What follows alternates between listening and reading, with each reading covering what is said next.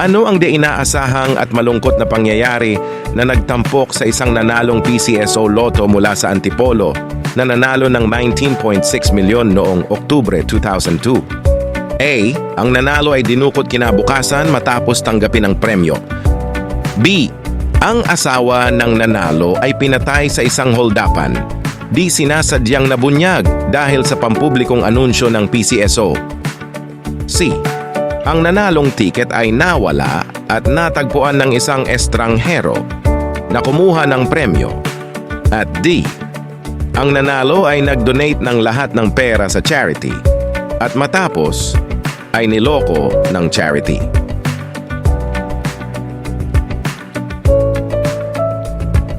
Ang tamang sagot ay B. Ang asawa ng nanalo ay pinatay sa isang holdapan, di sinasadyang nabunyag dahil sa pampublikong anunsyo ng PCSO.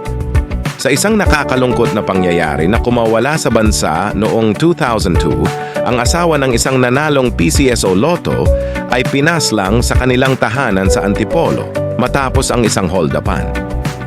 Natuklasan ng investigasyon ng pulisya na ang mga holdapper ay nabunyag sa kayamanan ng pamilya ng Lotto sa pampublikong anunsyo ng PCSO na nagdetalye ng lokasyon ng nanalo sa Nazarenville sa Barangay San Roque, Antipolo City. Bagaman nagpilit ang nanalong si Leticia Eufemia na panatilihing lihim ang kanyang yaman, ang detalyadong anunsyo ng PCSO ay nagdulot ng isang targetadong holdapan na nauwi sa pagkamatay ng kanyang asawa.